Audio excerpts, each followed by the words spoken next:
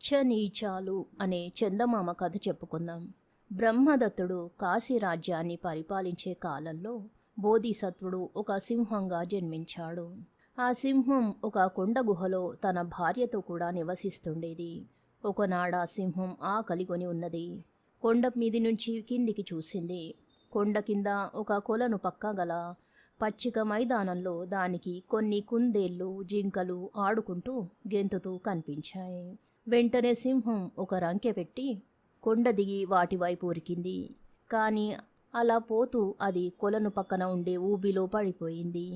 ఈలోగా ఆ సింహాన్ని చూసి కుందేళ్ళు, జింకలు పారిపోయాయి. ఊబి నుంచి బయటపడడానికి ప్రయత్నించిన కొద్దీ సింహం మరింత లోపలికి దిగబడసాగింది.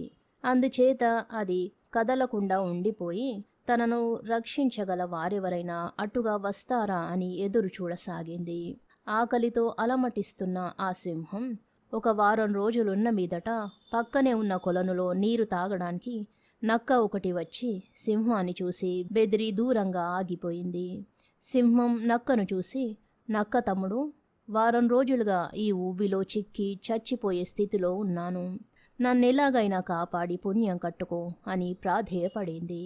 అసలే ఆకలితో ఉన్నావు, నన్ను చంపేస్తావేమో, నిన్నెలా నమ్మడం అన్నది నక్క భయపడుతూ. ప్రాణభిక్ష పెట్టిన ప్రాణిని చంపుతానా? నన్ను రక్షించావంటే నీకు బతికి ఉన్నన్నాళ్ళు కృతజ్ఞతగా ఉంటాను. నా మాట నమ్ము అన్నది సింహం.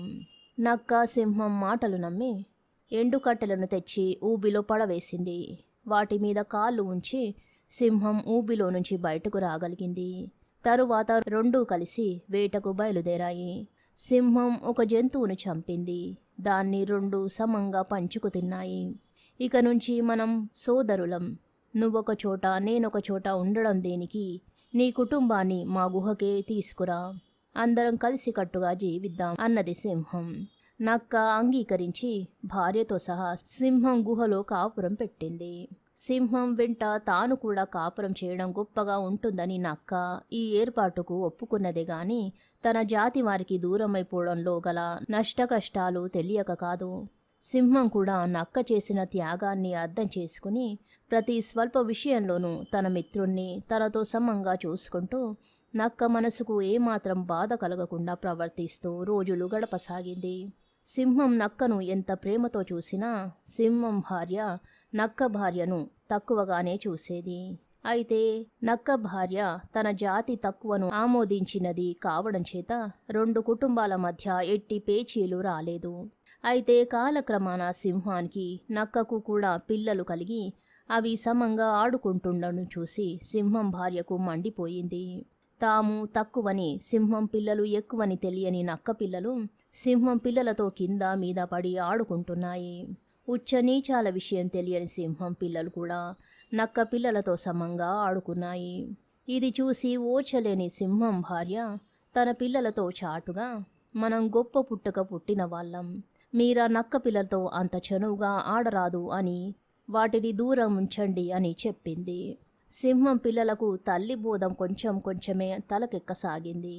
అవి నక్క పిల్లలను లోకువగా చూడడము, వాటితో ఆడేటప్పుడు అన్యాయం చేయడము, మేము గొప్ప వాళ్ళం, మిమ్మల్ని మేము పోషిస్తున్నాము, మాకు మీరు ఎదురు చెప్పకూడదు, మీరు తక్కువ వాళ్ళు కనుక తిట్టిన పడి ఉండాలి అనడము సాగించాయి. ఆడనక్కకు కష్టం వేసి ఒకనాడు తన భర్తతో సింహం భార్య వైఖరి గురించి చెప్పింది. సింహంతో మర్నాడు వేటకు వెళ్ళేటప్పుడు నక్క, మీది రాచజాతి, మేము సామాన్యులం, అందుచేత మనం కలిసి ఉండడం అంత మంచిది కాదు, మేము వెళ్ళి మా వాళ్ళ మధ్యను బతుకుతాం అన్నది.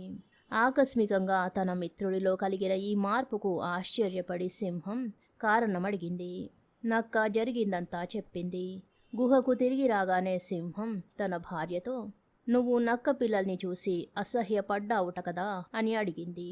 అవును, ఆ తక్కువ జాతి పిల్లలు మన పిల్లలతో సరి సమానంగా ఆడుకోవడం నాకేమీ బాగాలేదు.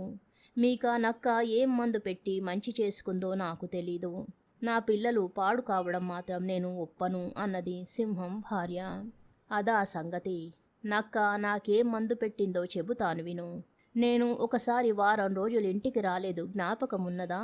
ఆ వారం రోజులు నేను తిండి లేక మాడుతూ ఊబిలో చిక్కాను. నా ప్రాణాలు పోతున్న సమయంలో ఈ నక్క వచ్చి యుక్తిగా నన్ను ఊబి నుంచి బయటకి లాగింది. ఆనాడు నక్కే నన్ను ఆదుకోకపోతే నేను ఉండను, మన పిల్లలు ఉండరు. ప్రాణభిక్ష పెట్టిన వాళ్ళ దగ్గర ఉచ్చనీచాలు పాటించడం మహాపాపం. అటువంటి వాళ్ళను అవమానించడం బంధువులను అవమానించడం లాంటిదే అన్నది సింహం. సింహం భార్య సిగ్గుపడి నక్క భార్యకు క్షమాపణ చెప్పుకున్నది. తరువాత 7 తరాల దాకా సింహం సంతతి, నక్క సంతతి అదే గుహలో ఎంతో సఖ్యంగా కలిసి జీవించాయి. కథ సమాప్తం. దుష్టుడి సహాయం అనే మరో చిన్న కథ చెప్పుకుందాం. ఒకప్పుడు వినయశీలుడనే రాజు విలాసపురాన్ని ఏలుతూ ఉండేవాడు. ఆయన భోగపరాయణుడు కావడం వల్ల వార్ధక్యం త్వరగానే పైనపడింది. నడి వయసులోనే జుట్టు నెరసి ముఖం శరీరము ముడతలు పడిపోయి కీళ్ళు సలపడం చూసి రాజుకు దుఃఖం కలిగింది. రాజు ఒకనాడు తన వైద్యుణ్ణి తరుణచంద్రుడనే వాణ్ణి పిలిపించి, ఏమోయ్, నన్ను ముసలితనం నుంచి బయటపడేయడానికి చికిత్స ఏమైనా ఎరుగుదువా? నన్ను తిరిగి యవ్వనవంతుని చెయ్యి, నీవు కోరినదంతా ఇస్తాను అన్నాడు. తరుణచంద్రుడు కొంచెం ఆలోచించి, మహారాజా, నాకు కాయకల్ప చికిత్స తెలుసును. తమరు 6 మాసాలు నా ఆధీనంలో ఉన్నట్టయితే తమకు సంపూర్ణ యవ్వనం చేకూర్చగలను అన్నాడు. రాజు వెంటనే తాను 6 నెలల పాటు రాజ్యాంగం వదిలి కాయకల్ప సిద్ధి పొందబోతున్నానని దేశమంతటా చాటింపు వేయించాడు. తరుణచంద్రుడు ఊరి బయట ఒకచోట భూగర్భంలో చీకటి కొట్టు కట్టించి అందులో రాజును ప్రవేశపెట్టి ఏవేవో ఔషధాలివ్వనారంభించాడు. ఆ కొట్టుకు ఎవరు రావడానికి అనుమతి లేదు. తరుణచంద్రుడి వైద్యం వల్ల రాజు ముసలితనం మరింత జాస్తి కావడమే కాక ఏదో జబ్బు కూడా ప్రారంభమయ్యింది. కొద్ది రోజులలోనే ఆయన ఆ చీకటి కొట్లోనే దిక్కుమాలిన చావు చచ్చాడు. ఆయన శవాన్ని ఆ కొట్టులోనే తరుణచంద్రుడు లోతుగా పాతేశాడు. తరువాత అతను కొన్ని రోజుల పాటు రహదార్లు కాచి వినయశీలుడి పోలికలు గల ఒక యువకుణ్ణి పట్టుకున్నాడు. నేను చెప్పినట్టు వింటివా? నిన్ను రాజుని చేసేస్తాను. నా మాట జవదాటనట్టయితే నీ రహస్యం బయటపెట్టి నిన్ను కొరత వేయిస్తాను. ఇష్టమైతే నా వెంటరా అన్నాడు తరుణచంద్రుడు. ఆ యువకుడు తన ఆజ్ఞానుసారం నడుస్తాడని మాట ఇచ్చాక తరుణచంద్రుడు అతనితో వినయశీలుడి కాయకల్ప చికిత్స గురించి, చావు గురించి చెప్పేశాడు. తరువాత అతన్ని తెచ్చి చీకటి కొట్లో పెట్టేసి మంత్రి మొదలైన రాజోద్యోగులందరూ వచ్చి రాజుతో మాట్లాడవచ్చునని కబురు చేశాడు. దీవానంలోని అధికారులందరూ వచ్చారు. ఒక్కొక్కరిని తరుణచంద్రుడు చీకటి కొట్లోకి తీసుకుపోయాడు. వారికెవరికీ రాజు కనిపించలేదు. కానీ వారు రాజ్యాంగ వ్యవహారాలని చెబుతుంటే యువకుడు ఊకొట్టాడు. ఈ విధంగా అతనికి రాజ్యాంగ వ్యవహారాలన్నీ సమగ్రంగా తెలిసిపోయాయి. ఈ విధంగా 6 మాసాలు గడవనిచ్చి తరుణచంద్రుడు యువకుణ్ణి చీకటి కొట్టు నుంచి బయటికి రప్పించడానికి ఏర్పాట్లు చేశాడు. దైవజ్ఞులు నిర్ణయించిన ముహూర్తానికి నగరంలో జనమంతా ఊరి బయట చేరారు. రాజోద్యోగులంతా చేతులు కట్టుకుని చీకటి కొట్టు ద్వారం వద్ద నిలబడ్డారు. కొత్త యువకుడు రాజు దుస్తులు ధరించి బయటికి వచ్చాడు. రాజులో మార్పు చూసి అందరికీ ఆశ్చర్యమయ్యింది. కొద్ది పోలికలున్నప్పటికీ ముసలిరాజు పూర్తిగా మారిపోయాడు. చాలా కష్టపడి కాయకల్పం ద్వారా మహారాజుకు ఎన్నటికీ ముసలితనం లేకుండా చేసేశాను. అవసరమైనట్టయితే ఆయన స్వరూపం కూడా ఇట్టే మార్చేయగలను అన్నాడు తరుణచంద్రుడు. స్వరూపం మార్చగలనడంలో గల బెదిరింపు యువకుడికి ఒక్కడికి మాత్రమే అర్థమైంది. ప్రజలు రాజును మేళతాళాలతో ఊరేగించి దర్బారుకు తీసుకుపోయారు. అక్కడ అతనికి తిరిగి మహావైభవంగా పట్టాభిషేకం జరిగింది. పునర్జన్మ ఎత్తాడు గనకను, జరను అంటే ముసలితనాన్ని జయించాడు గనకను ఆయనకు అజరుడనే పేరు పెట్టారు. ఈ మార్పుతో పాటు దివానంలో తరుణచంద్రుడి పలుకుబడి కూడా హెచ్చింది. అతని నోటి వెంట ఏ మాట వచ్చినా మంత్రి దగ్గర నుంచి ప్రతివారు రాజాజ్ఞగా భావించి శిరస వహించారు. ఆ అలుసు చూసుకుని తరుణచంద్రుడు తన అధికారాన్ని విచ్చలవిడిగా దుర్వినియోగపరచసాగాడు. ఇక రాజు మీద తరుణచంద్రుడికి గల అధికారానికి హద్దే లేదు. అజరుడు ఇదంతా చాలా కాలం సహించి ఊరుకున్నాడు. చివరకు ఒకనాడు అతను తరుణచంద్రుణ్ణి ఒంటరిగా పిలిచి, నీ ప్రవర్తన ఏమీ బాగాలేదు.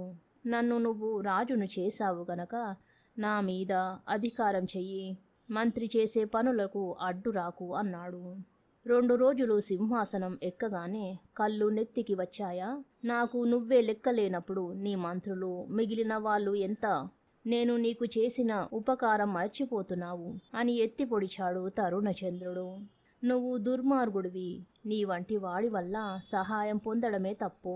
దానికి కృతజ్ఞత చూపడం మరింత తప్పు అంటూ అజరుడు కత్తి దూసి ఆ క్షణంలోనే తరుణచంద్రుడిని చంపివేశాడు. తరువాత అజరుడు ప్రజలను సుఖంగా పరిపాలిస్తూ చాలా కాలం రాజ్యం చేశాడు. కథ సమాప్తం. శుభం.